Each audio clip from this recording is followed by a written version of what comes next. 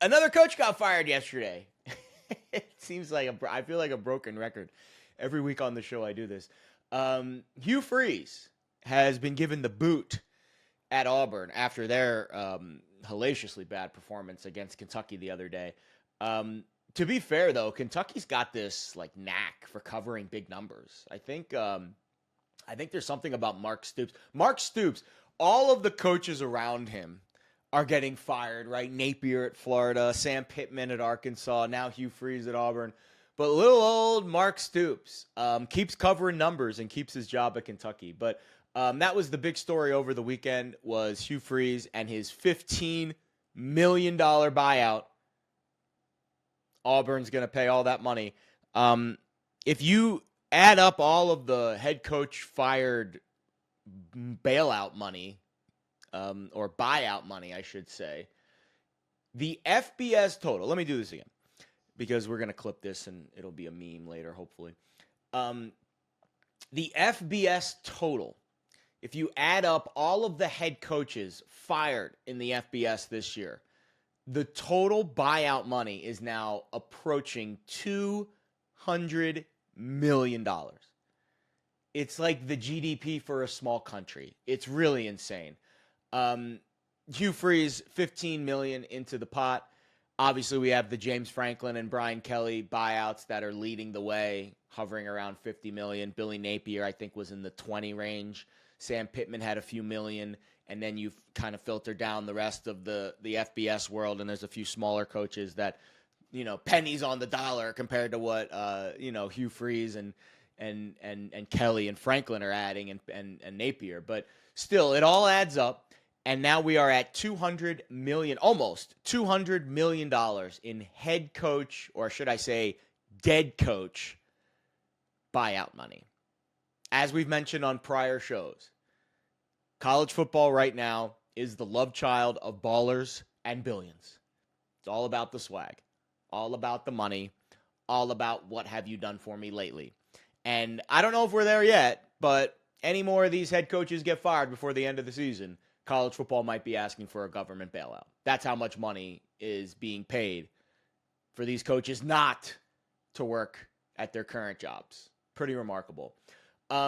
So the next question, obviously, what is next for Auburn? It's a pretty job. It's a pretty decent job. It really is. I think I would probably lean to a James Franklin. I would probably lean to a coach that has had success in the past at levels on par with Auburn. Like if you take what Penn State has done over the last, I think it's 10, 12 years with James Franklin, right? 9-3, 10-2. Auburn would sign up for that every year. And I think that's where a guy like Franklin, who it does appear like he's going to get a job again pretty quickly, I think he'd be a pretty decent fit. I think when I look at the college football coaching carousel, we did this on last week's show. I'll do it again. I still think LSU is the best job available. I got some pushback on that on social media. It really doesn't matter what I post these days. I'm going to get pushback on social media. But I do think LSU is the best job available. I think Penn State and Florida are kind of 2A, 2B. I think you can make a case for both of them being in that number 2 spot, depending on who you ask and maybe what part of the country they live in. But they're both kind of right there. But I still think they're both a notch behind LSU.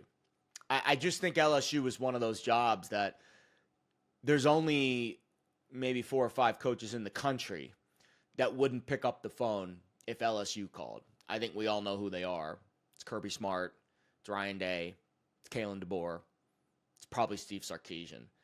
I think those are the top 4 that probably are not going anywhere, regardless of what the price tag is. I just think those jobs are the elite jobs in college football right now: Bama, Georgia, Ohio State, Texas.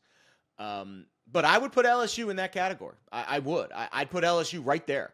Maybe like a baby step below that top 4. If there was a second tier, LSU is the top of that second tier. But it's not quite Georgia. It's not quite Bama. It's definitely not Ohio State. I think Ohio State, frankly, is the best spot in college football right now because they play in the Big Ten. And let's be honest, there's 2.5 teams in the Big Ten, Oregon and Indiana. And that's it. All you got to do is either beat one of those teams, or if you're fortunate, like Ohio State is this year, and you don't play any of them. Ohio State doesn't play either of the two top teams in the Big Ten this year. I mean, again, I don't want to say it's a cakewalk for Ryan Day because they have to play Texas. And, Penn State battled for a half. Illinois didn't really offer much. But when it's all said and done, if Michigan drops a game before the last game of the year and they're not ranked, there's a chance Ohio State plays 2 ranked games the whole year. And obviously the game against Texas, they were number 1 at the time. But Texas is not, that was hype. That was froth. Texas is not a top 5 team. I think they're, borderline playoff team. But that's probably the best Texas will show you this year, 9-3. Illinois is not as good as people thought, right?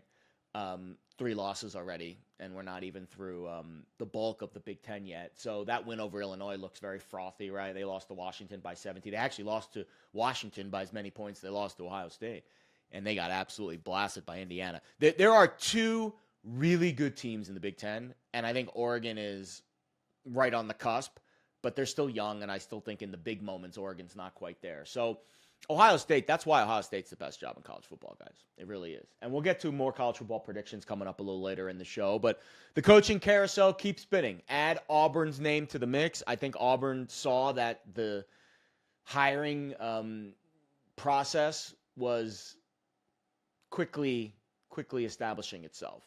I would not be surprised if some of these big-name schools, Penn State, LSU, Florida, and now Auburn, all have their head coaching jobs filled before the college football playoff starts, right? The transfer portal, the recruiting cycle, it comes quick. So these teams really have to figure things out really quick, or else they're going to be picking second, right? Sloppy seconds for these teams if they don't get their head coaching situations buttoned up quick. But Auburn moves on from Hugh Freeze.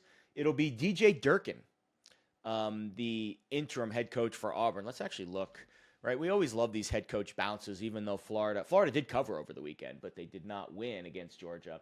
How about this? Auburn plays Vandy this week.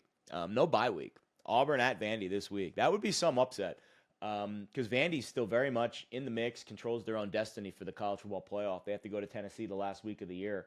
But Auburn plays Vandy this week, and then they finish. They play Mercer in between. They have a bye week. They play Mercer, and then they finish at home against Alabama. So we'll see if DJ Durkin can play spoiler in his interim role over the final few weeks of the year.